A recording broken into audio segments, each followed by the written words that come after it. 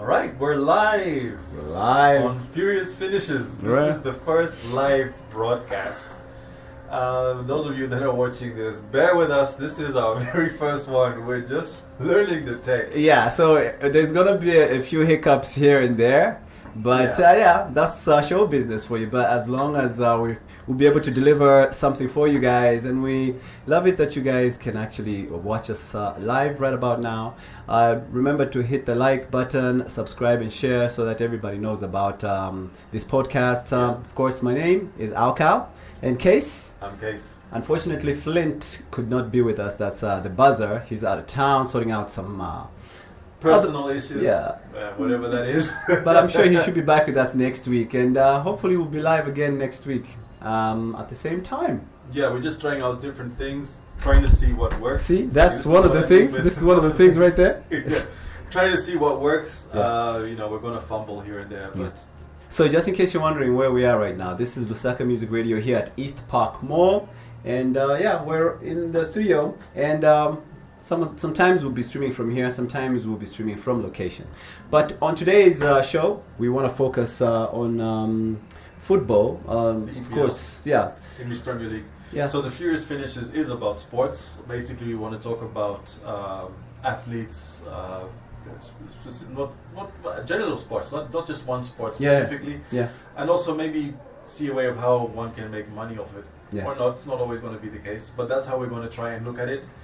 And so that's some of the focus. So most of the people that are watching, I know some of them have a Premier League team of their choice, which is one of their favorites. As you can see from my T-shirt, I'm wearing a very vintage Liverpool jersey. Just goes to show you how long I've been supporting Liverpool. Yeah, I'm more of an Arsenal fan.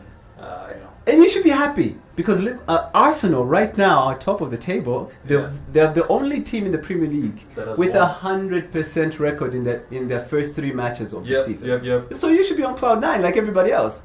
Well, the thing is, being an Arsenal supporter, you have to deal with disappointments. So every time you watch your team, you're supporting, but you kind of having in the back of your head this thought that when are we going to mess it up? Because unfortunately, we haven't had a great spell. So it's for a very long time. So you've even become used to just the poor performances, to the point where you can't even accept now that things are.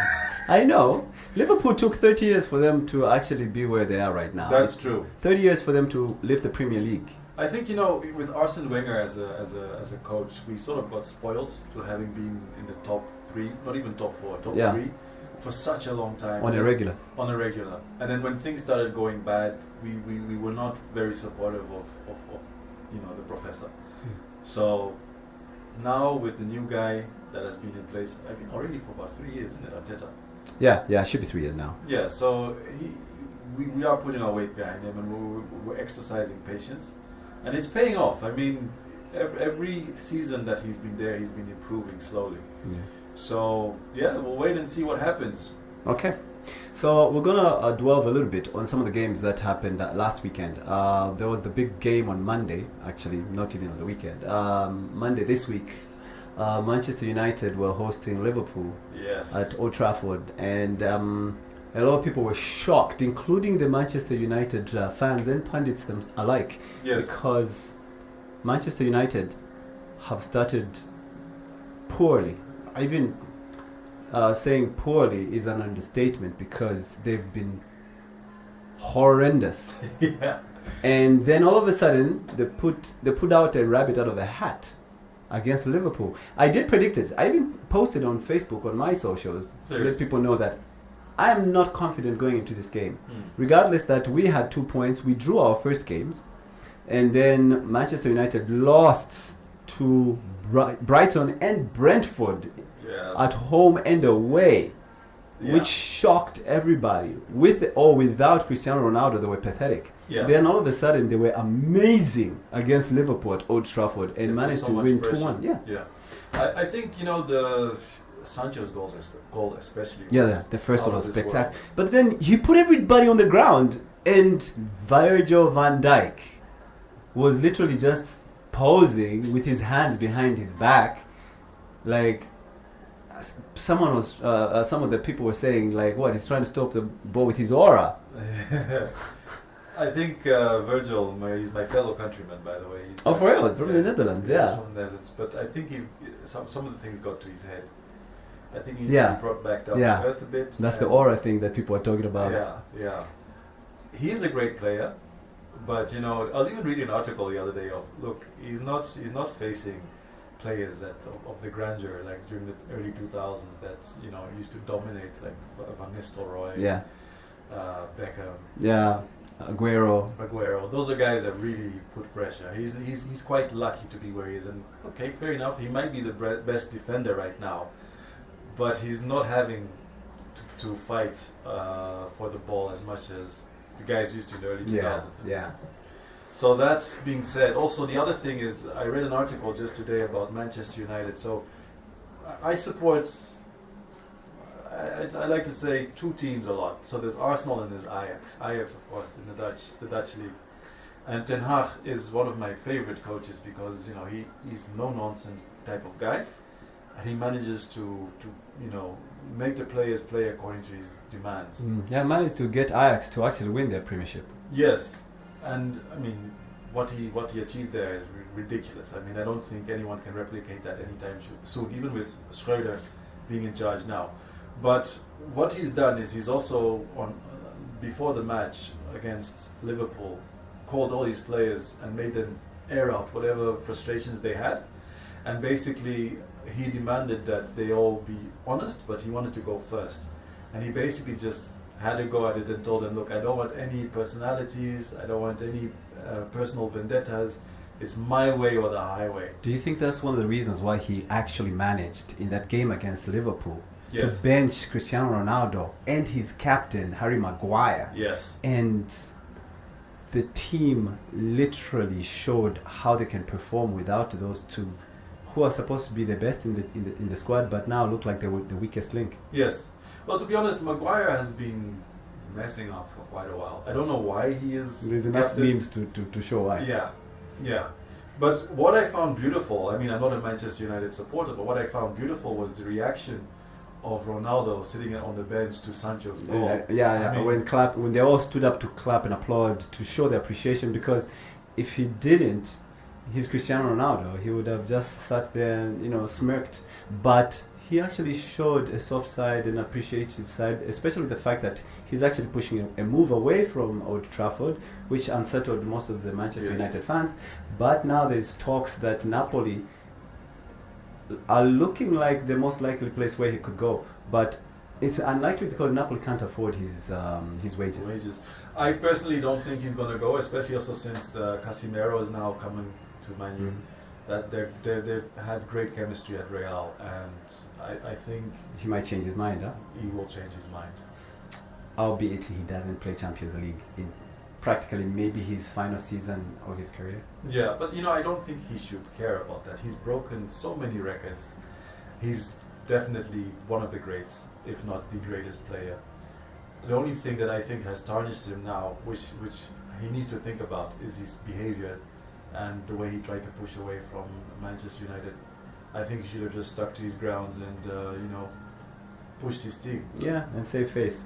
Anyway, we'll continue watching. It's fun to watch Manchester United with all the stuff they're going through right by now from the opposition end. Yes. But let's now also talk about a little bit about boxing because of time, since we're trying to keep this podcast today really short. So there was a big bout. The heavyweight championship was on the line. Anthony Joshua was up against the Uruguayan, Ukrainian Usyk. Yeah. And what was so fascinating about that match was not really the match in itself, the bout rather, but it's the ending. Yeah. The way Anthony Joshua reacted. He showed two sides of emotions. One, he showed some great sportsmanship immediately after the bell rang in the 12th round. This was way before the judges gave their scores. He showed some serious solidarity. He was hugging Usyk. He was lifting the flag with him, his hand. And then he was a great sport. Then all of a sudden, they call the numbers, and he realizes he's lost again. Yeah. Then he threw a tantrum. Yeah. Walks out of the ring, comes back in the ring, confronts Usyk to say, I beat you, man. I beat you. Come on, admit it. I beat you. This can't be right. This is not. And then Usyk was confused. Yeah, like, how did I lose? How did I lose? So then, even in the press, when they were interviewing him, he literally broke into tears. Yeah. Unfortunately, again, like there's a connection with Van Dijk, right? So Van Dijk obviously also thinks he's the greatest, blah blah blah, but he hasn't really been challenged. Yeah. Anthony Joshua, same thing. He's fighting in at a time when boxing really doesn't have that many greats. Yeah. Right? Yeah.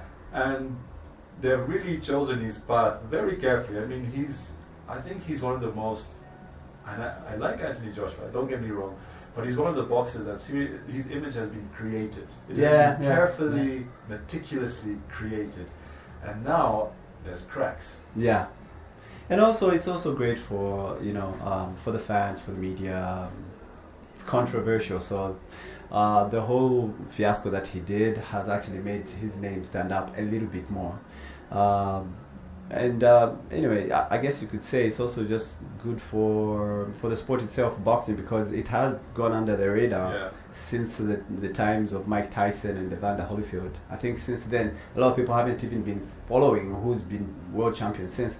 I know Tyson Fury is waiting, obviously, for Usyk. He was watching this fight, and I think he's going to fight. He wants to come out of retirement, he says. Yeah, so let's see what happens. I also didn't know. That's what I'm saying. Yeah. There was a time people stopped following. Kind of like the way people also stopped watching WWE, for example, because it's kind of lost its buzz. Yes. You know what I mean? There was a time also it happened with NBA when Michael Jordan retired. People stopped kind of. Yeah.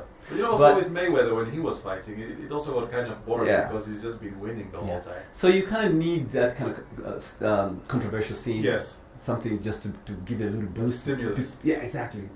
Yeah. I mean, people are now waiting to see what's going to happen in the next Oscars. Someone else going to get slapped. Yeah, so things like that, you know what I mean? It's really good. Did you watch the apology, by the way? I watched it. It was heartfelt, but it was also very crafted. Yes. It was carefully. You could see the parts where it was edited. I was watching. He had to. I was watching this video of these guys that read body language to see how authentic the whole speech was. But you could actually see because they analyzed every little small detail, including the background, the setting, and you could see there were times where they would edit it and then continue it, and you would see that there was when they edited it. There were some minutes that went through because obviously they were rehearsing what else to say. Yeah. So it's very, very interesting. You should watch it as well. No, the thing is, and many people have said this about Will, it's unfortunate that his wife did not show the support. Yeah, she threw him under the bus. She literally did. And he only reacted that way because he saw that she was in a bad place. Because initially he was laughing at the joke. And then when he looked at her and he saw what time it was, he's like, oh, I gotta step it up, Chris. Even the way he walked on stage. Yeah, but even the way he walked on the stage was unnatural, Very. Like he was possessed, man. Because Christian didn't see it coming. And then walks back calmly, and then when he got back into his seat, that's when he started keep my wife's name out your mouth. Yeah, so that was just. Anyway, that's another topic for another day. Another day. But we have to go because of time now. So it's Quick thing about Manchester City versus Barcelona. That was actually friendly. It was initially supposed to have taken place during the preseason, but they pushed it all the way to because of all these COVID issues that they've been having in Europe. So what did you want to say about that one? Quick thing: the three guys that are supposedly leaving. There's lots of Bernardo Silva, Gundogan, Aubameyang, De Jong. Oh, you mean from Barca? I thought you meant from Manchester City. No, from There's been Barca. speculation also that Bernardo Silva could leave, but Pep Guardiola has shut it down, including Ilkay Gundogan should have been leaving, but I think he's gonna make sure that they don't go. But there's still a couple of days before the transfer window ends, so let's wait and see. I just wanted to say about the Barca players that De Jong, Memphis Depay, and Aubameyang. Those are the three guys that are supposedly leaving, and those are the three guys that scored.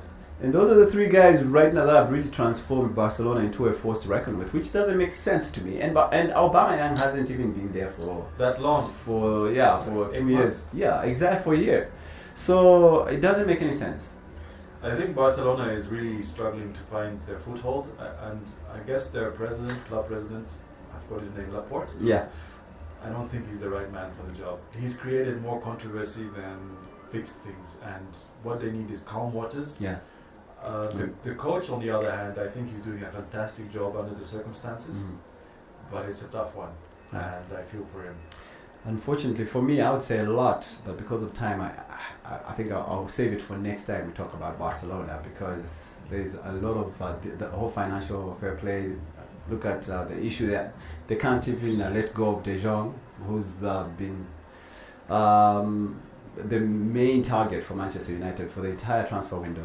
But because of the fact that they owe him money and he can't leave until they settle his accounts and stuff like that, it's a whole fiasco for both Manchester United and Barcelona. But like De Jong, I think De Jong, he's the one that has really suffered the most from this. Yeah. His name has been dragged through the mud. There have been some really, really sneaky and unfair comments made by Laporte about him, both to the media and maybe pushed into the media in unethical ways. And definitely there's going to be something that will come out of this that will be, I think, devastating for the club. Yeah. Anyway, we'll see what happens. Like you said, we are out of time, but for the viewers, please do share. Let us know what you want us to discuss in this podcast as well, because we're here for you. So that's the entertainment value right there. Yeah. Let us know in the comments below. And then we'll take it up from there next week. I got a big shout out to my main man B-Mac, who's been loving the podcast already. So God bless you, bro. And spread the word, guys. So this has been Furious Finishes with myself, Alkal and Kees. Yeah, let us know if we continue with the live stream, or you rather have us edit it and then put it live instead. Let us know. Yeah. All right. We're out. God bless, and see you next time. Cheers.